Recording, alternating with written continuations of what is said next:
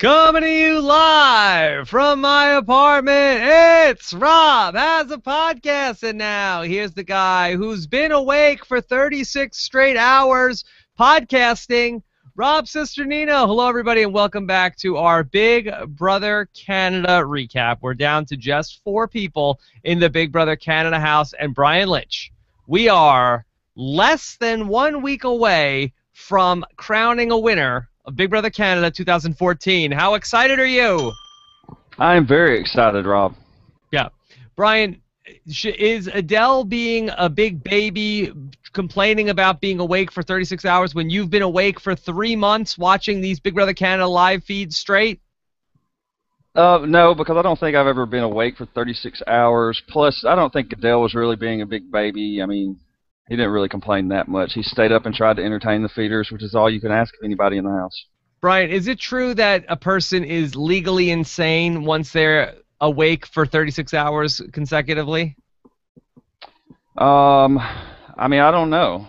I'm not an expert in that area. We'll have to get a lawyer to weigh in on that. All right, so we're going to talk about the Final Four. We're going to talk about what we think is going to happen. We're previewing finale week here on Rob Has a Podcast. Welcome aboard to everybody who's here watching us live, and for those of you guys listening in the archives too. We've got the chat room going on the robhasawebsite.com. We've got your Twitter handle happening, hashtag RHAP, and you know that we've got our YouTube channel going too. You could leave us your comments at robhasawebsite.com/YouTube. And Brian, can you believe it that we're at finale week already? No, I can't. It's kind of passed really quick, but when I think about past weeks in the house, it seems like a long time ago. So, I mean, yes and no, I guess. There were basically, I feel like, 3 chapters in the Big Brother house. It was like the first chapter was like the first 5, and that whole era up until probably the double eviction.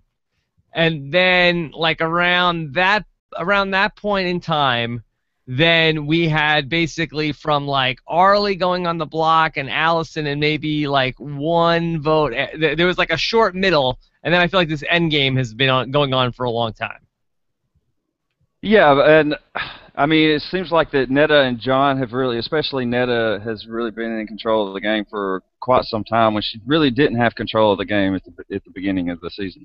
Yeah, maybe I'll put through Canada's HOH as the start of the middle.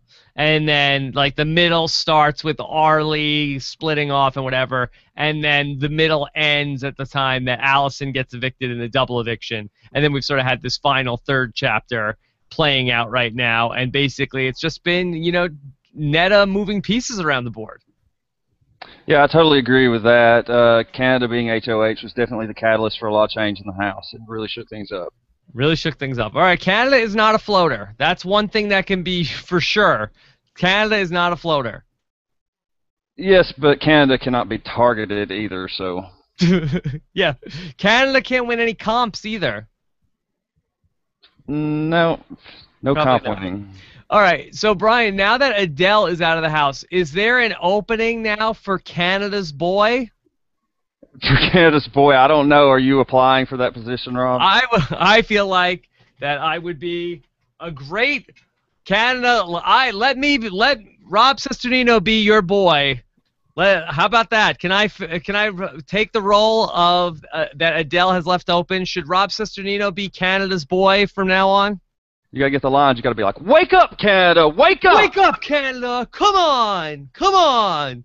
I'm your boy now. Let's do this. Let's podcast, Canada. Wake up!" Yeah, me and Brian, we're gonna wake up everybody. That's right. Yeah, all they need to do is give you a secret power that doesn't really do much, and then you can lie about it and get weeks and weeks of safety from it. They did give me a secret power already. What power was that? I can't tell you about it, but the secret power of podcasting. The secret power of podcasting. They put me to the top of the iTunes charts in Canada. So thank you, Canada. Thanks for helping out your boy. Yeah, all right. We appreciate it. Yeah.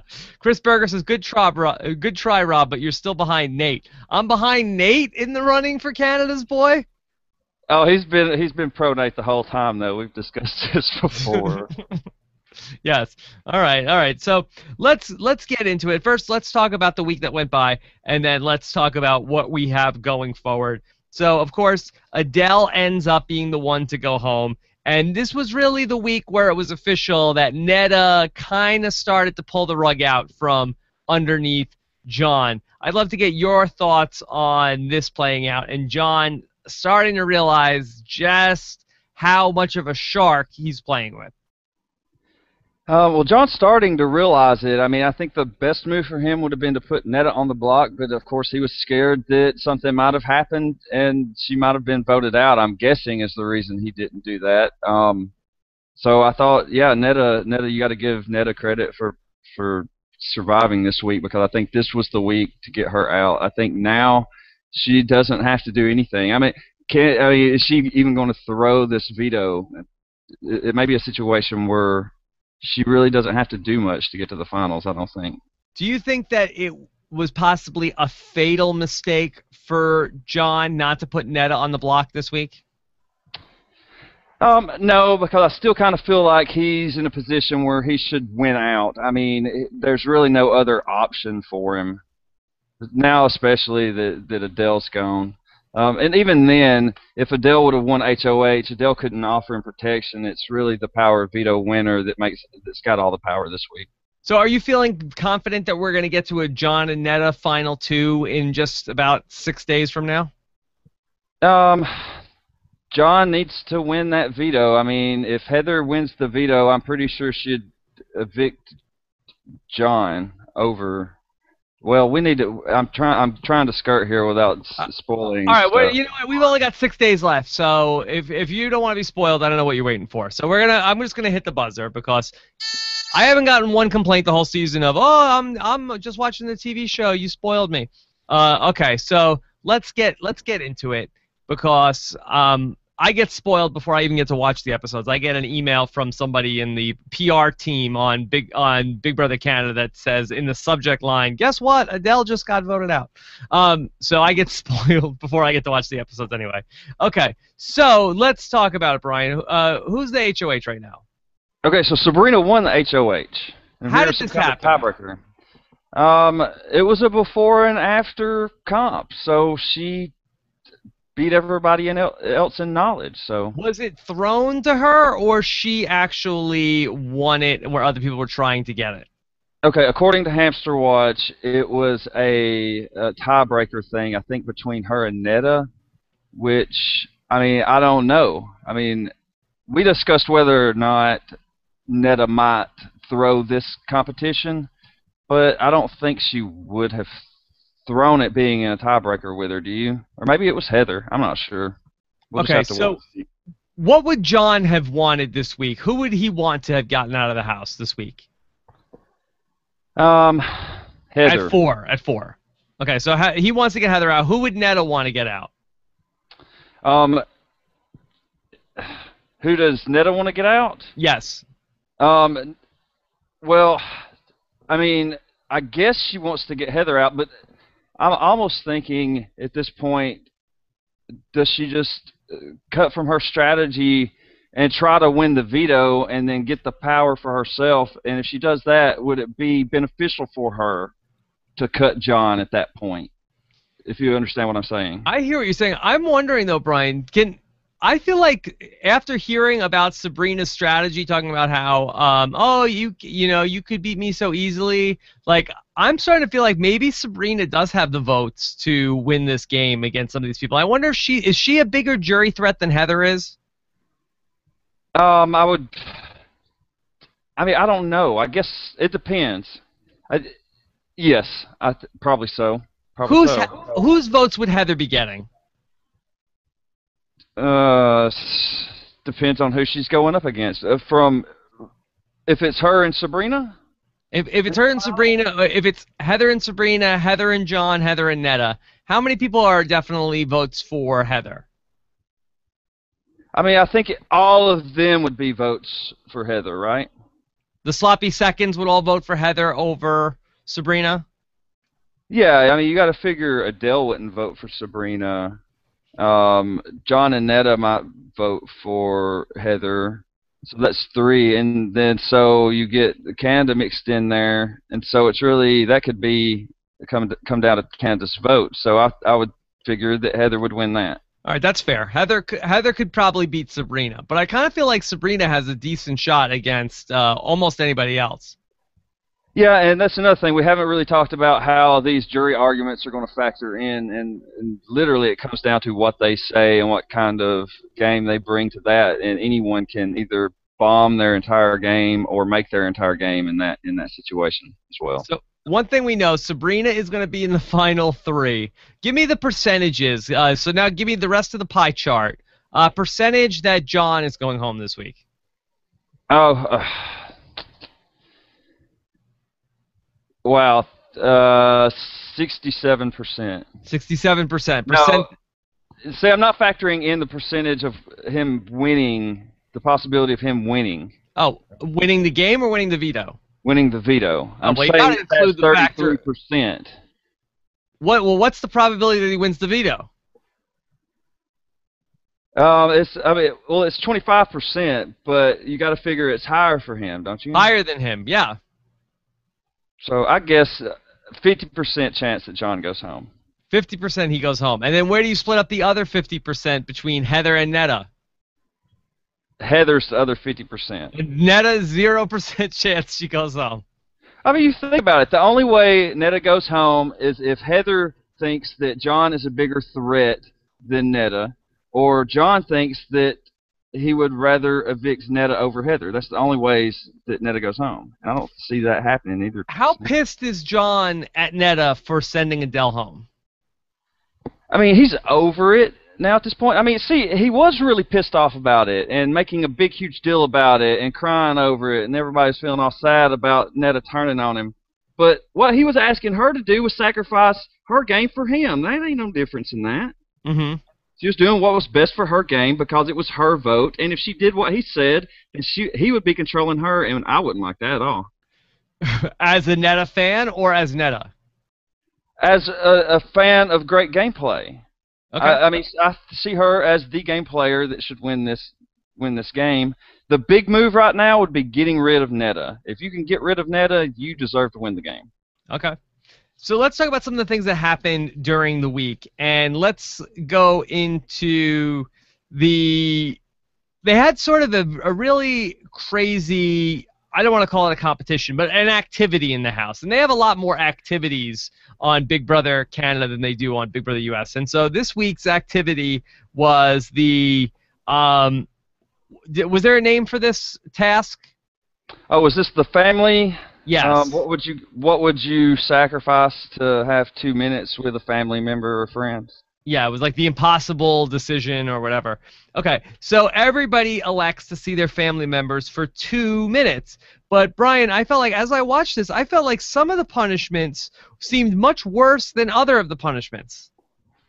It seemed to me like they were suited for the specific house guests. Who got the worst punishment of these 5 people? Let's see. Let's just list them. Heather had the easiest one, right? No access to the HOH room. Yeah. Sabrina, no food for a week, which is rough.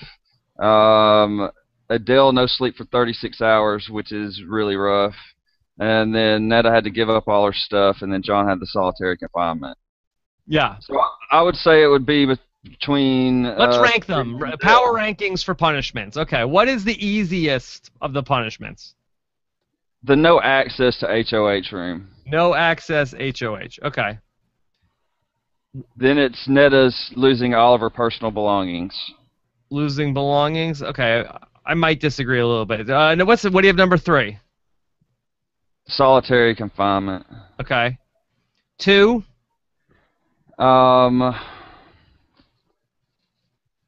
No sleep for 36 hours. And 1 is the no food? Right, for a week. Not even slop?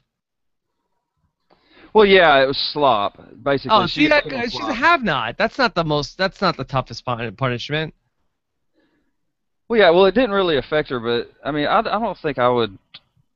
I can go a long time without eating, but I don't like to do it.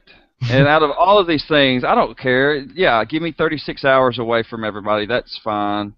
Well, not 36 hours. Like the solitary confinement, no sleep for 36 hours. Well, I could even deal with that better because you actually have an excuse for staying up all night and spying on everyone. See, I think that would be the hardest for me, the 36 hours of no sleep. I feel like solitary confinement, while it stinks in the Big Brother house, I kind of feel like every time somebody goes into solitary confinement, they come out and they're like refocused on the game. Yeah, and John totally changed his mind about wanting to get rid of Adele during that time period. So I think it gave him a little bit of focus, although he wasn't able to come up with a plan to save him. Yeah, I wish I could have solitary confinement for 24 hours. Where do I have to go to sign up for that?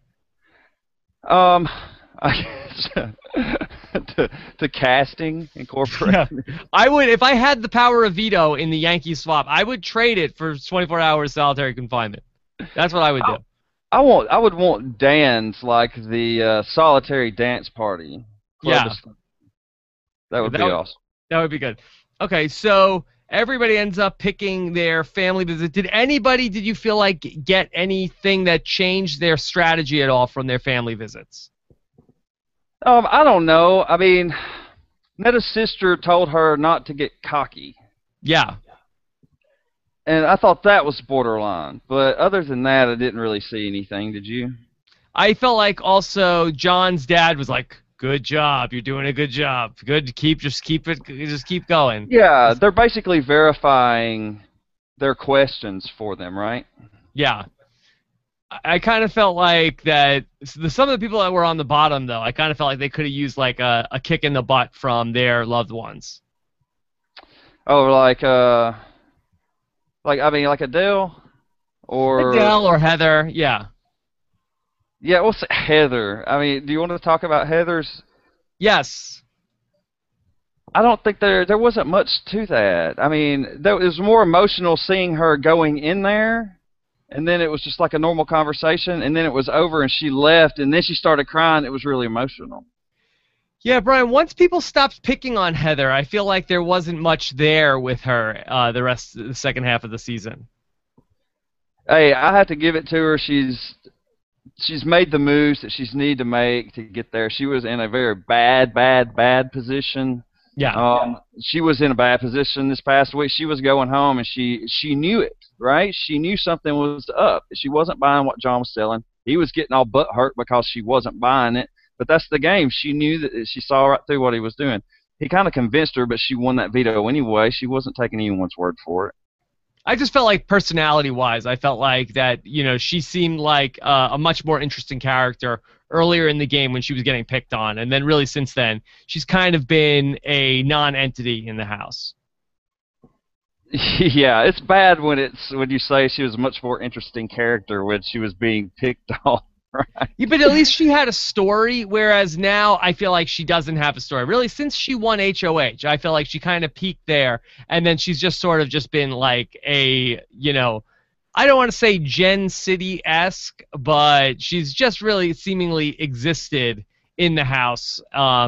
She's played hard in the competitions, but has really not, dominated, the camera's time or the story here with 4 people left in the house. Right. So what does she have to do to not only win the jury over, but someone like you? Does she have to win this veto and take out Neda, or is just winning veto and getting rid of Jon and winning the final HOH and doing something good enough? Or I would just like to hear some talk about, hey, here's what my plan is, other than I'm just gonna win the competition. I kind of feel like to have her say, you know what, I need to break up Jon and Neda, because that's she wants to, she's like, oh, I'll go to the end with Neda. But I just feel like she's not really owning the strategy talk of the season. Well, no, I mean, she gets very frustrated when confronted with, I feel like I got a damn bug on me. Do you have a bug on you? I did have a bug on me, Rob. Oh, God. And it's off. All right, so we're talking about Heather's lack of game awareness in the diary room. Just in general, and maybe you're saying that it happens on the live feeds and they just don't show it too much on the show. It just seems like she's sort of there. She knows she needs to move on in the game, but overall, I kind of feel like that there has not been a lot of excitement in the Heather game. Yeah, there hasn't been a lot of excitement, and she does not do a good job of explaining herself in the diary room. She is very sneaky. She does a lot of sneaking around, listening to conversations. You catch her spying on people a lot, and she keeps all of her thoughts to herself in a way. I don't really trust what she's saying to Neda or Jon about anything at this point. Yeah. So then we had also in the week we got some Adele and Sabrina fireworks for the final time, and Adele is the one to ultimately end up going home. Brian, will you miss the Adele and Sabrina fighting? Yeah, I believe so. I mean, I didn't like it at times. At times it started getting bad on both sides from them, but it was good to see them kind of bury the hatchet in a way and make it more of a comical thing that was very fun to watch on TV. I liked when they were fighting, and then Sabrina said, "All right, Adele, now I'm going to go. I'm going to take off my shirt and get in my bra and underwear and get in bed next to you." Right. But see, that's how she got him to shut up. Yeah, Like, I've never heard that as have a woman say, "All right, that's it. That if you don't shut up, now I'm going to get in bed and I'm going to get naked and I'm going to be in my bra and underwear and lay down with you." yeah, but he was threatening to like keep her up all night, whispering in her ear. So I mean, so she's like, okay, well, I'll get naked and get in bed with you. We'll see how you like that. So it was over, and that's how they dealt with each other. Okay. I just felt like that's the most bizarre threat I've ever heard in my entire life. Well, it is bizarre, but well, it's not bizarre. I don't like to label it that. I mean, he is in love. It's not something that he wants to be seen doing, is laying in a bed with another woman. Is it a religious thing, or is it that his girlfriend will be mad at him? I don't know that. I think it's more about it. I don't know. I don't know. Maybe it's a little bit of both. I mean, I'm unaware, but he does not want to be. He didn't ever want a girl to be in bed with him. Okay. There was no sleeping in the same bed with Adele if you're a female in the house. That had to be worked around. Okay, we'll work around it. Okay, so then let's just go to the live show. We got an update on the jury house. Do you want to see more from the jury house people? Have you been impressed with what you've been seeing from the jury? Well, with Arlie, you see an awful lot. So, I mean, it hasn't really been like what we usually get out of Jury House. It's kind of been kumbaya, but maybe things will be kicked up a little. I do like to see regular jury updates, even though there's not a whole lot going on. I just like to see them watching the past week. It just gives you a lot more game knowledge about where their heads are at the time of all these events. Yeah, I always like to get that too. Sometimes they completely forget about it on the Big Brother US for like a month and then just give us like, oh, here's the first 5 people getting to Jury House. Yeah, and so you lose the synchronicity of everything, you know, and how they were feeling about certain things at certain times. Okay. Were you pumped up that AJ gave a standing ovation to Adele? Yeah, I was kind of pumped up. I mean, it's good that he's out there supporting his bro. What I don't know what I didn't know that AJ was that big of a fan of Adele, but it's good to see former house guests supporting the people they're fans of. All right, how about this? We didn't eulogize Adele in the game. Brian, give us your thoughts now that his game is over on Adele's game here in Big Brother 2014. Okay, I think on the side show, Peter and Rachel both kind of labeled him as a floater. I kind of hesitate to do that because I feel like he did in fact win over Canada, and they gave him that power, the secret power that wasn't really much of a power at all, but he used that as an opportunity to lie and instilled so much fear in everybody that he literally bought himself weeks of safety in the house. I think maybe his biggest mistake was creating the lie to begin with. If you just never tell anyone, maybe that suspicion rides all the way to the end of the game. Who knows? I feel like it was a tale of two halves for Adele. I feel like he was almost like a first half MVP. I was actually a big Adele supporter early on in the game, where he was on the ropes and he was able to bounce back and he got the power, and that basically the first 5 was they were coming after him and then they forgot about him and he was sort of like working under the radar. But then I kind of feel like once the first 5 got out of the house, I felt like he was sort of just like, all right, my work here is done. Now I just get to the final 2 and I cash my check and I win. Yeah, plus he was HOH at one point, and he got out Rochelle, and I don't believe. I mean, his goal was to target the Gremlins when he should have been targeting, Neda and Jon, really. But how is he supposed to know that? I guess you're just supposed to know that, when you're supposed to know it. Yeah. No, that there is a point in Big Brother when you get down to 6 or 7 people, and it's like, if I'm getting out one of the floaters right now, I'm making a mistake. I need to be targeting one of the power players in the game. And he was almost had the same fate happen to him as Arlie had happened to him, where he's like, okay, Jon's my boy. I'm gonna go to the end with Jon. This is the new goof troop, Adele and Big Jon. And then Neda's like, I don't think so. And basically the same thing she did to Arlie that she ended up doing to Adele.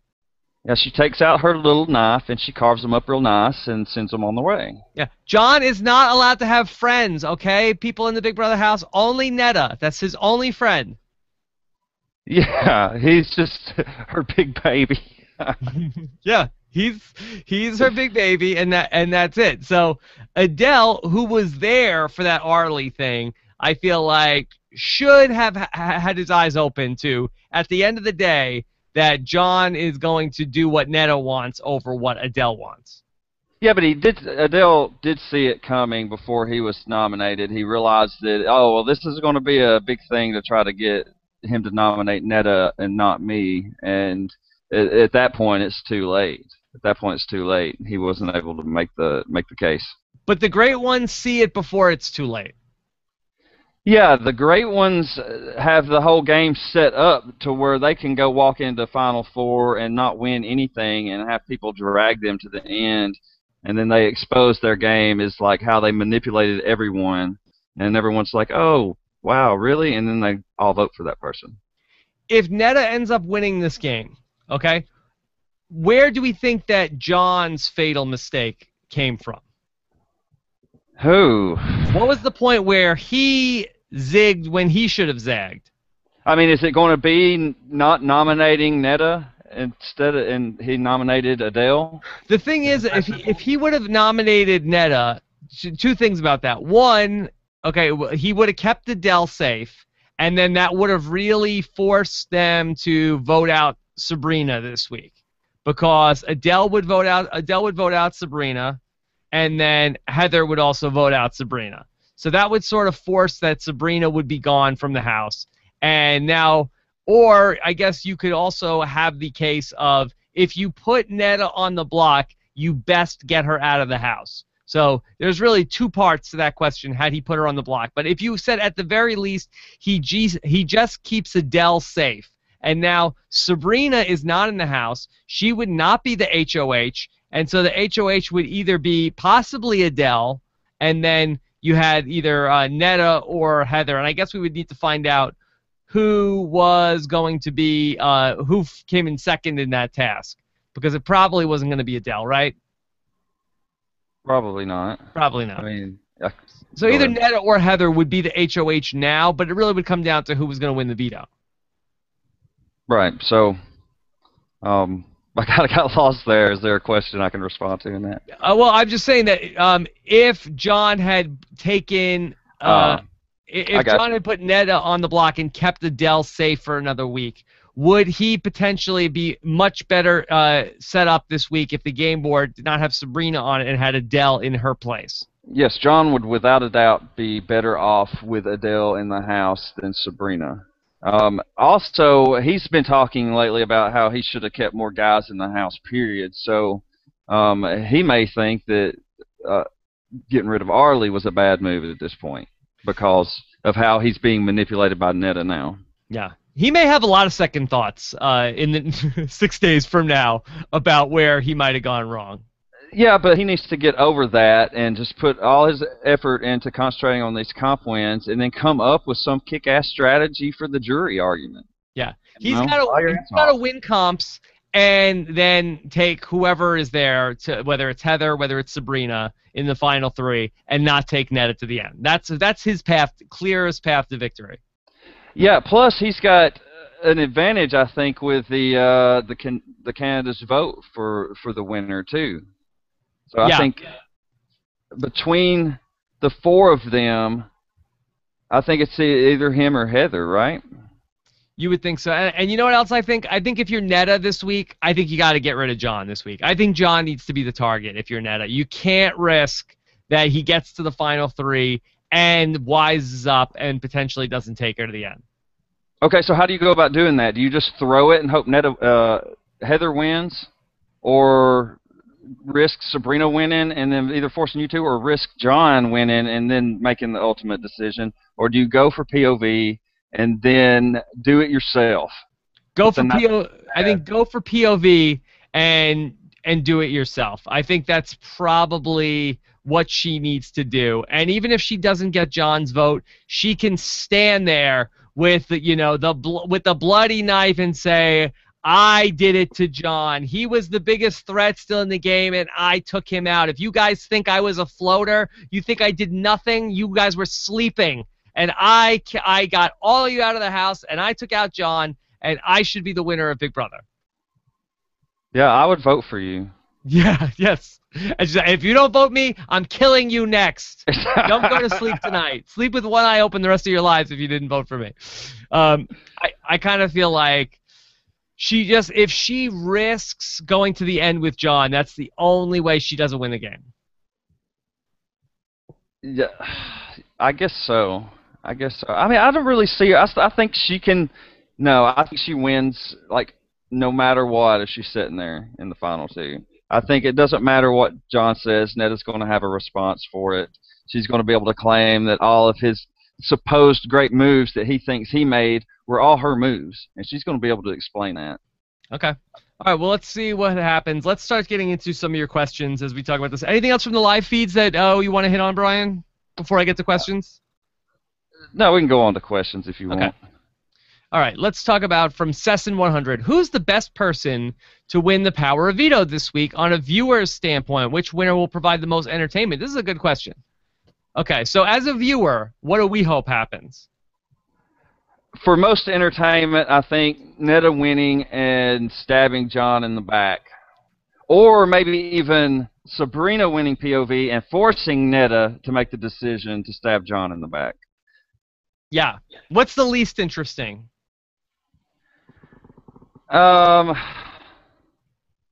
Either Heather or Jon winning veto, because they'll just vote out each other.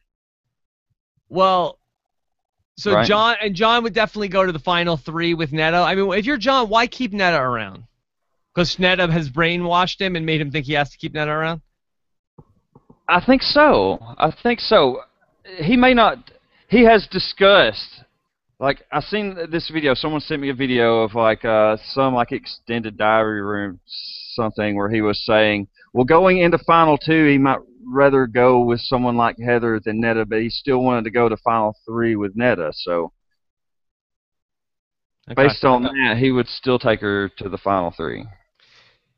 Yeah, it's going to be interesting, I think, no matter what. Even if Heather gets the power of veto and then it ends up with Jon and Neda on the block, like, I feel like that's going to be somewhat compelling to see the two of them try to campaign against each other. So I feel like either way, I feel like this is going to be a fun final 4, whereas I feel like probably we haven't had a really exciting week in the house since the instant eviction. Right, and this week there's going to be a lot of stuff going on. This eviction will be done with by the time, Monday or Tuesday rolls around and the feeds are down. Okay.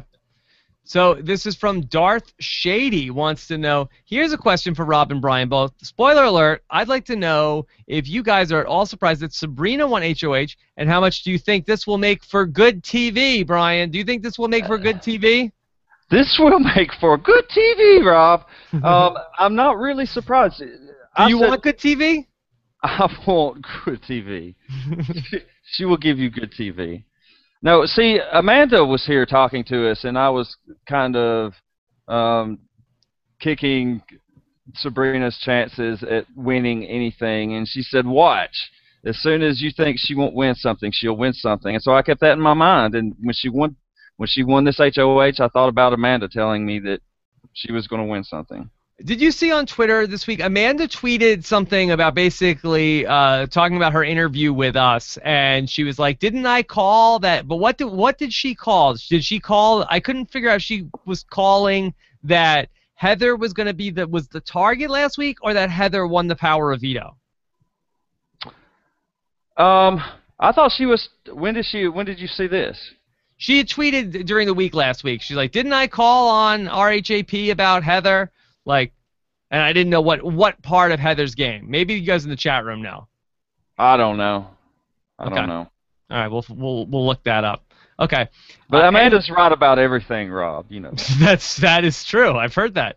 NY Italian 27 wants to know, doesn't it seem like the majority of HOHs were question based? Did you find this a less exciting HOH comp season? The veto was pretty crazy. Yeah, I mean, I don't know. I don't necessarily feel like it hasn't been really that different, you know? I mean, we see a lot of the same comps over and over and over. I mean, maybe we've seen some new ones, but there's still a lot of the same competitions. The only thing that's bummed me out has been so much that it's been, okay, find out on Sunday who the HOH is. Like, really? You can't give me 10 more seconds here and give me the HOH? Yeah, well, they've got that thing with their website where you make the predictions of who's going to win, and I don't know if that's the one reason that they don't want to show who wins so people can make their predictions. But I mean, the prediction thing is all that is just set up to help you accumulate points so you can get more for your vote in the end, and it doesn't really keep you from knowing, you know? I mean, we all know the spoilers if you're watching the feeds. Let me ask you a conspiracy question. Do you think in the power veto competition, where some people could go for the money, or you could try to go ahead and solve the veto, do you think that the Twistos twist added to the veto competition of, oh, the only person who gets the money is the person who did it the fastest in the fastest time, do you think that was only added in after some executive called up back to headquarters like, yeah, the Big Brother contestants just racked up about 12 grand in money in the veto challenge? What do you think of that, Brian? That they got cold feet and backed out of their commitment. They were like, oh, okay, how about the person who did it the fastest? That's the only person that gets the money. Did they underestimate how every person was going to go after the money?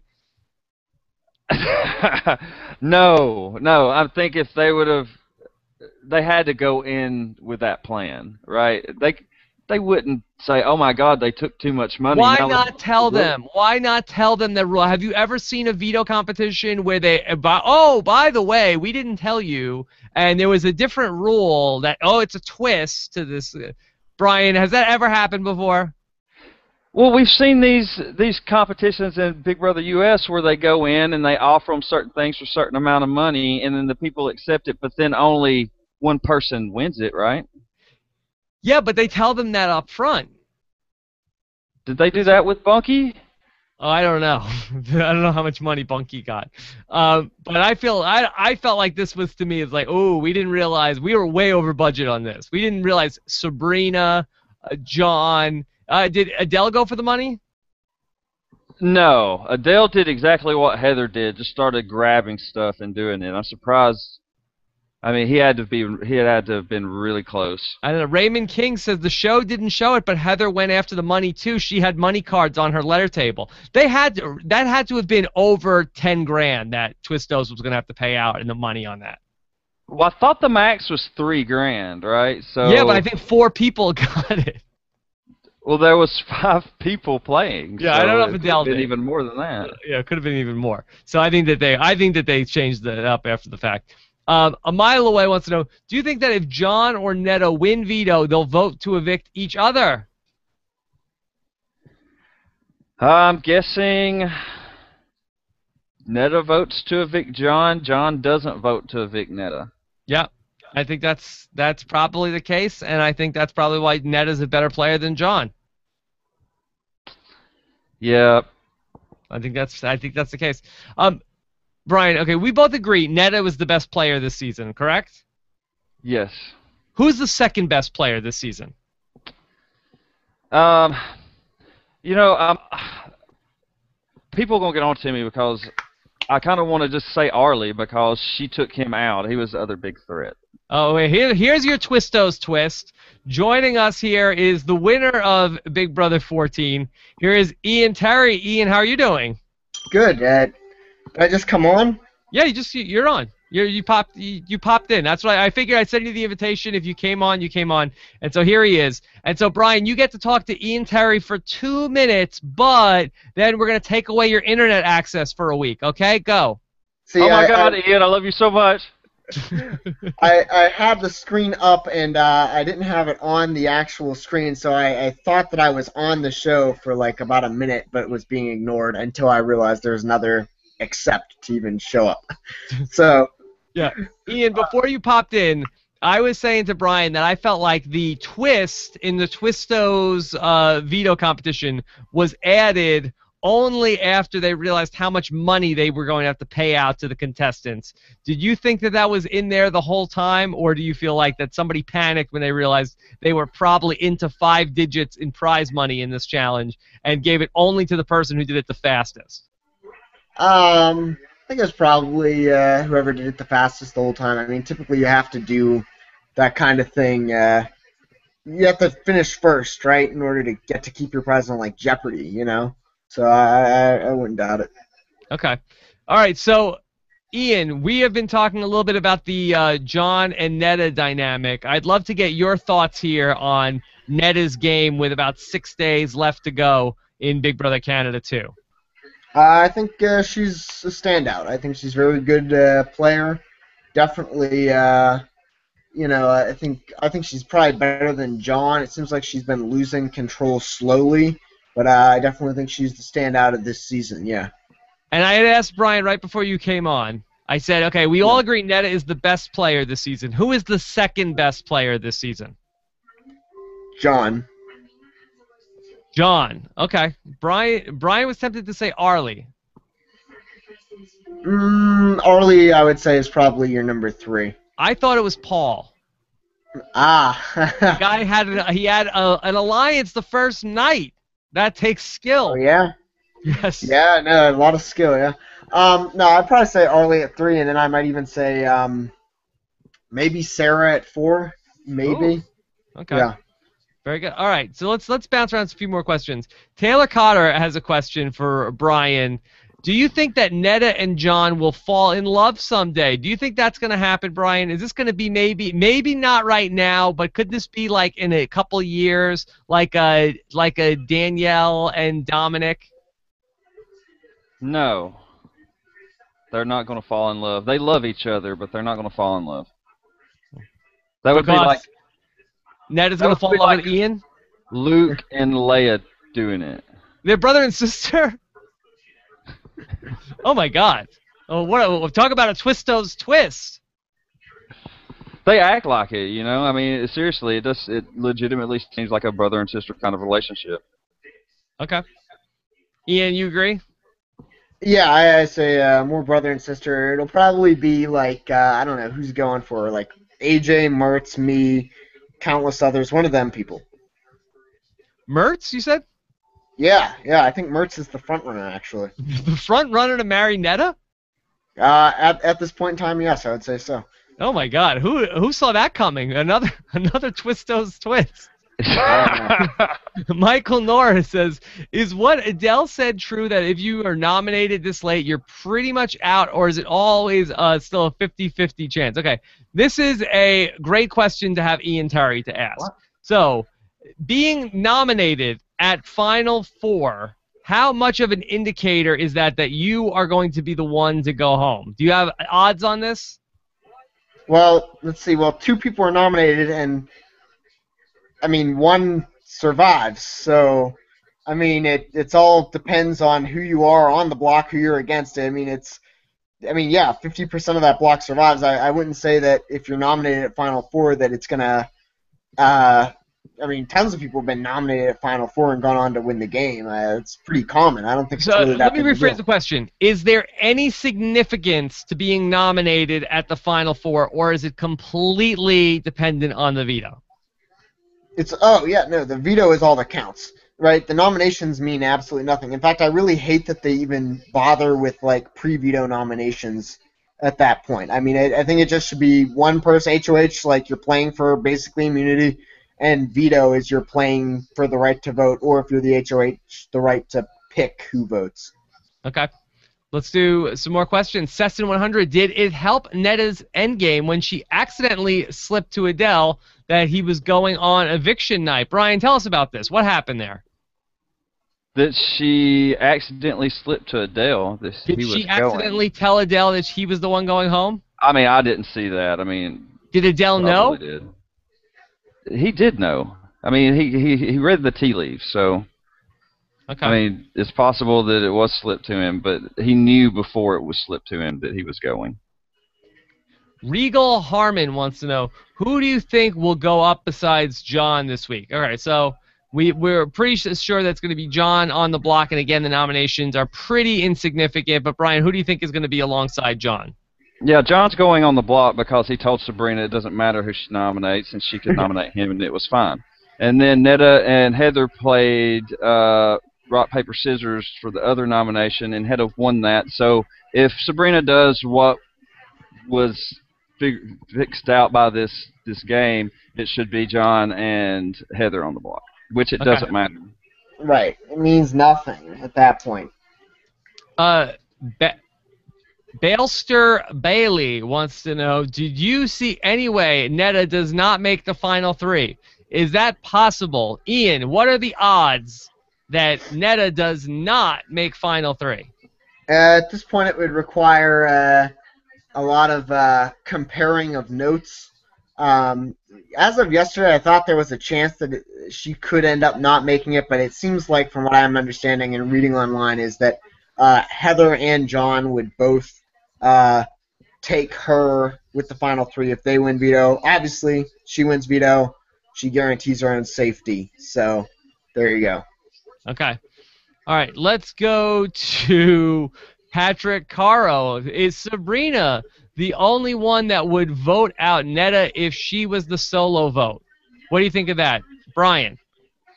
I'm conflicted about what she would do. So when Sabrina won HOH and she could not be the vote, I think things got a lot clearer for Neda. How funny would it be to have Sabrina have the HOH and the veto here at Final Four? Pretty funny, given that she's one of six, technically one of 5 players, but it's happened 6 times where a player has gotten to the Final Four without previously winning anything. So it would be pretty interesting. Okay. That would be, she's on a hot streak. Oh, yeah. All right, let's go to Riot Maker, who wants to know, if Jon wins POV, do you really think he will take out Neda with him being the only vote cast? All right, what are the chances that Jon takes out Neda here at Final Four? Brian, you don't think he's going to do it, right? No, I'll say there's 0% chance, and Zero. if he does that, then he should win the game. Ian Terry, is there a non-zero chance that Jon takes out Neda at Final Four? As of last night, I would have said yes, but everything I've read today says no, so I'll give it like a very small chance that notes get compared. So, I don't know, like 2%, 3%. Okay.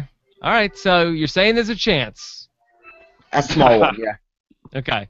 Ceston 100. If Jon wins the veto, does Heather have any case at all that she could use to sway his mind into keeping her in the game?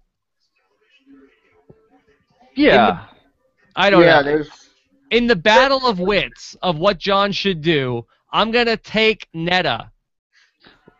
I think if I was Heather, I don't think Heather will be able to make this argument, but of course, getting rid of Neda and keeping Heather means you end up with Heather and Sabrina in your finals, and Heather will never take Sabrina. That's what she should tell Jon. I will always take you no matter what happens, but Neda might take Sabrina because she could get to win. Okay. Is anybody else actually like legitimately concerned that Sabrina might end up winning at this point? Because that's actually like a legitimate sweat for me. Why would you be so upset if Sabrina won the game? Because she hasn't done jack the whole time. Let me ask you, compare Sabrina and Andy. Well, let's see. Andy was in the good graces of the house the entire time, whereas Sabrina was on the block and disliked for much of the game, more like Spencer. I believe Spencer has actually won more competitions than she has at this point, which means she's like a super ultra floater if you count it that way. Andy had won like I think 6 competitions by the time the season had finished up, or 5 or 6. So he certainly wasn't like dogging it. I mean, yeah, they came at the end of the game, but like he certainly wasn't bad at those. And I think Andy had his pulse on the house, more. I think he was much more well liked socially. I mean, I just don't think Sabrina has really won competitions, done much from a strategic standpoint, except maybe the Ica stuff in week 4. But like that seemed like it was probably going to happen here because that's what the house wanted. So I don't think she deserves to win. I don't see that she has really any case. But didn't she play hard at least for the first month during the first 5 era and then changed up her game to sort of basically be just a super floater and say, I can't win anything? Yeah. I mean, I don't think that's like, her sort of agency that, made it this change. She just didn't do anything. She doesn't have to. It's just like she's like the weakest person of the first 5 that's not even, like, why even bother?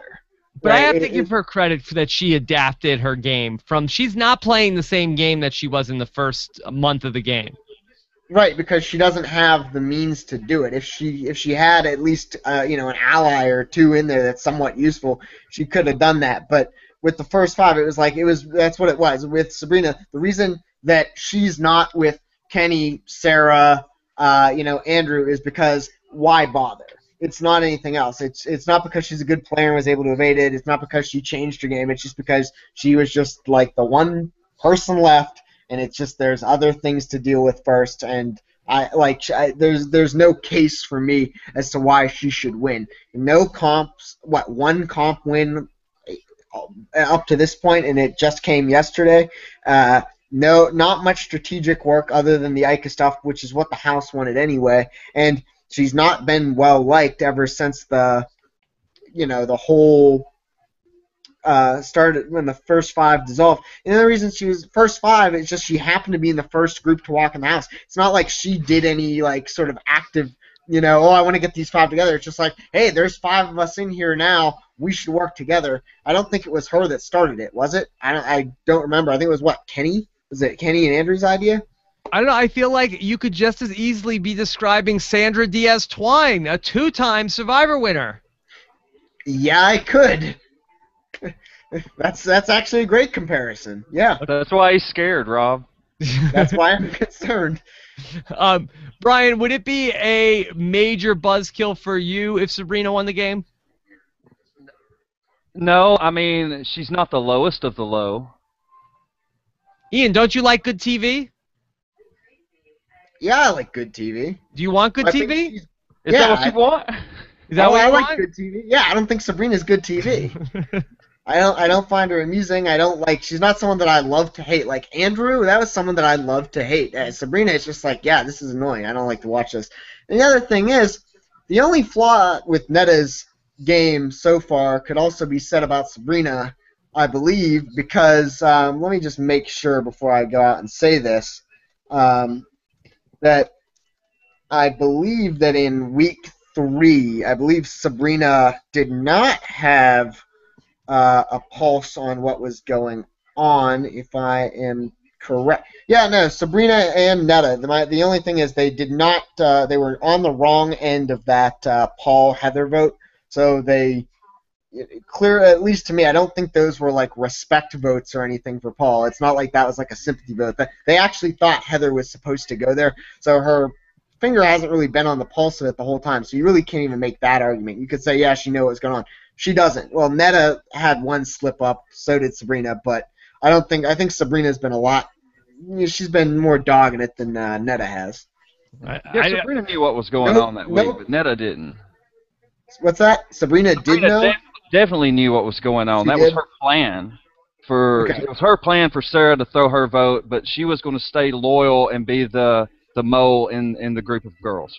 Okay, well then, fair enough. So maybe she did, but yeah, I found that odd. I was thinking about that last time. Like, as much as we say Neda seems to know exactly what's going on, she didn't that week because she does not have a perfect voting record, and that was not like a sympathy vote or anything. Okay, let's do a few more questions. A mile away says, if Neda evicts Jon and she makes it to the final 2, do you think Neda will get his vote or will he be bitter? Well, I think it depends on. Well, let's talk about 2 scenarios. If Neda gets the veto this week, Ian, and she evicts Jon, will she get his vote at final 2? Yes, I think that there's been conversation in the House where Jon says that even if she were to take him out, he would still vote for her, which is obviously not a good thing to say when you're in there. Like, you should tell people that you'll be bitter and actively be against them, but he has said that he would vote for the better player in the end. And if that was what happened, that would probably be her. He's also told her that he wouldn't. He's told her both things? Okay. Yeah. He's told her both things at different times. Which one is true? Right. So, and then, Ian, what if he votes her out at final 3? Could this be a scenario where could she walk out of the house and then give her vote, or could he walk out of the house and give her vote to Neda if she voted him out at final 3? I mean, if what Brian's telling me is true, that's a tough vote to get because, it's not, you don't get to sit on it, you don't get to wait. I think that it's very difficult to collect that vote if you're in that situation, and very, very hard to do. It takes typically takes an older male to be in that position and get that vote. Like Adam Pock? I was thinking more Enzo and Spencer. You're saying it's tough to be Danielle Murphy in that spot? Yeah. If it's like Danielle Murphy or really anyone young, I think because it's different. I think there's a maturity thing, and that's what I would say. Or even Kevin Campbell. I don't. Yes. That's more what I'm saying. Yeah, it's tough for that. Okay, couple more questions. Regal Harmon, do you think that Sabrina and Heather for final 2 is possible? Ian, non-zero chance for Sabrina and Heather? Trivially small chance. Less than 1%. I would put it at like 1 or 2. Okay, Brian, you agree? I give it 50-50 of the percentage of Sabrina winning the third part, the final HOH. Okay, so well, here's the thing. That is half of that. Sabrina is going to have a hard time winning that final HOH because I have this theory pretty recently, right after Big Brother 15, is if you're in that Big Brother house and you see someone that is not in good physical shape, and I'm in there, but you seem like kind of smart, but you're not in good physical shape, and someone I'd want an alliance with, you can be in my alliance any day because everyone knows that the final HOH competition is an endurance and then some kind of like sort of quiz, but the physical part of the quiz is usually what is most important because the quiz question is something very easy, like, put the people that were evicted in order. Like, everyone knows what that is at this point. Everyone goes into it knowing the order of HOHs or something like that. So the more physical person is going to win part 2 of whoever's left. And endurance, you have to be obviously in pretty good shape. So with final HOH, it really comes down to being in decent physical shape in order to get to the third heat, which is all luck. I mean, that's about a coin flip.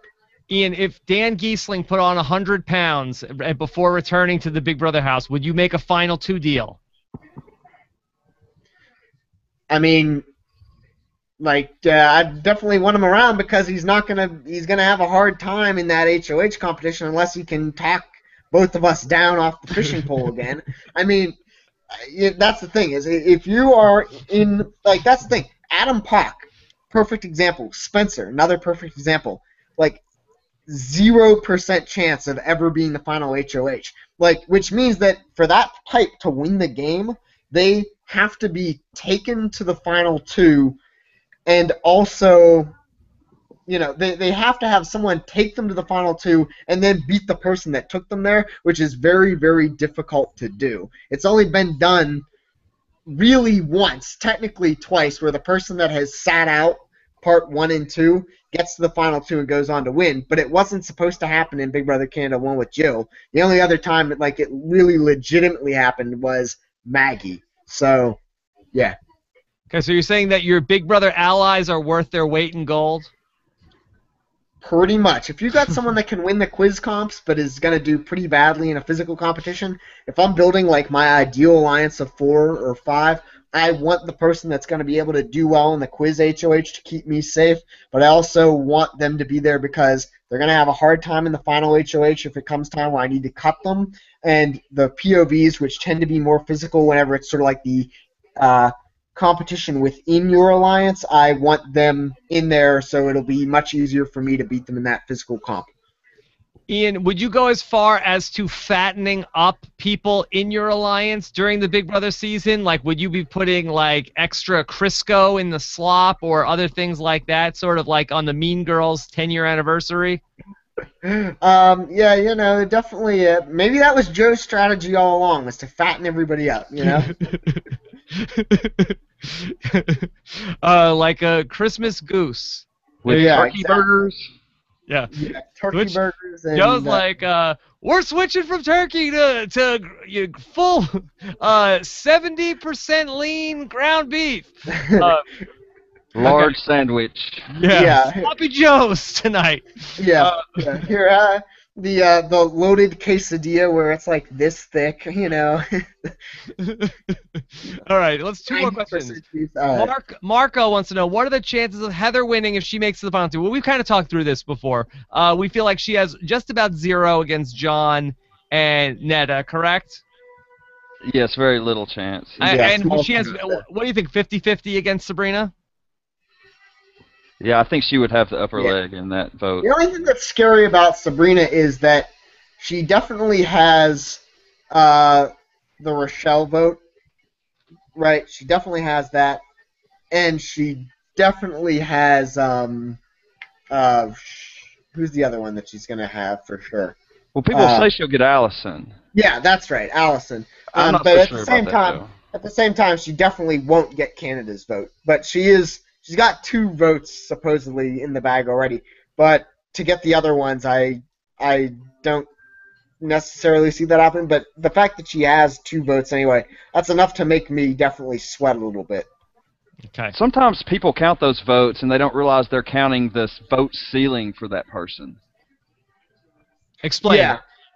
Well, if you say, oh, well, she's definitely got these 2 votes, that might be the ceiling for her votes for anybody. These are the 2 votes she will have if I go up against her, but that's it. I win 5-2. Yeah, that's actually a pretty good point as well. I think it's sort of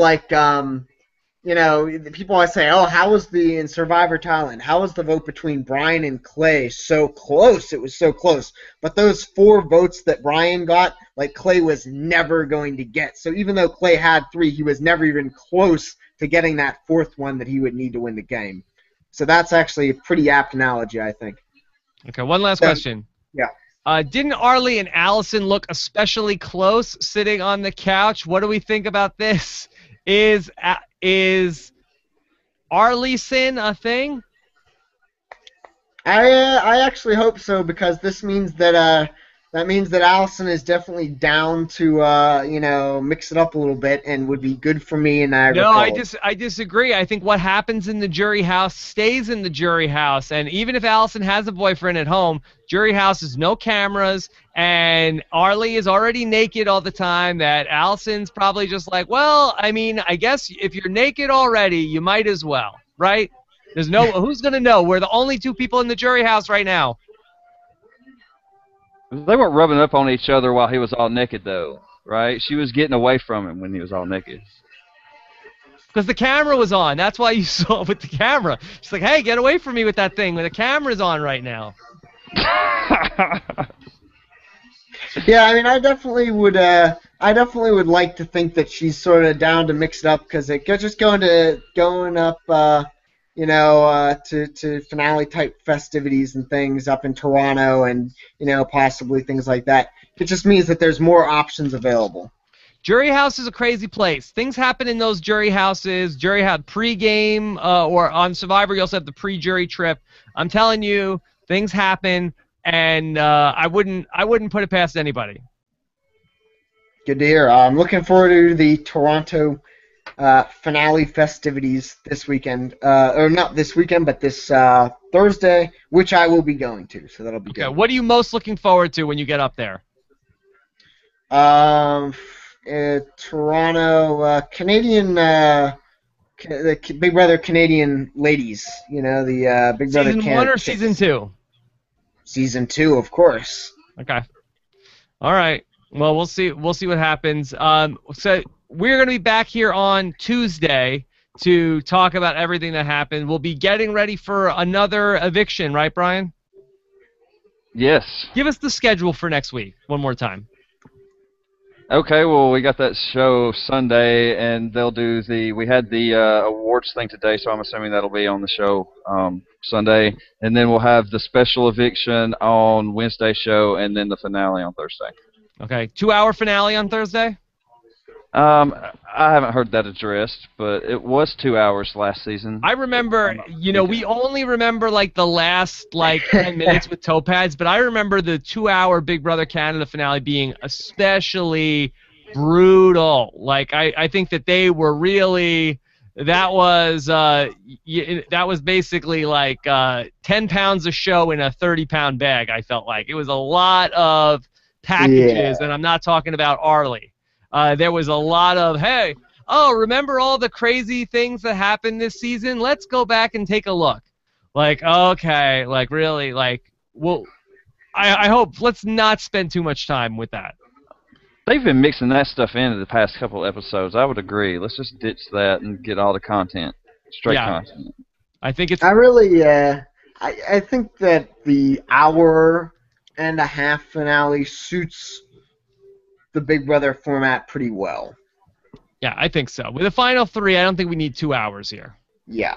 Okay, but we'll see. All right, so Ian Terry, safe travels up to Toronto. Yes, should be fun. Okay. Looking forward to Brian, it. enjoy your last couple days of live feeds before we come back. Thank you very much, Rob. Okay. And for everybody else, if you are looking for some more stuff to listen to this weekend, check out our record-breaking podcast with Tyson Apostle, your reigning Survivor champion. We went on for over 3 hours in a Survivor recap podcast, which is uncharted territory for a Survivor recap. And then if you're looking for more Big Brother Canada and you missed it on Tuesday, Brian and I talked to the one and only Kenny Brain on Tuesday from Big Brother Canada too. So lots of podcasts for you guys to check out. So go ahead, and then next week, another big week of podcasts. We'll have our final podcast for Big Brother Canada 2.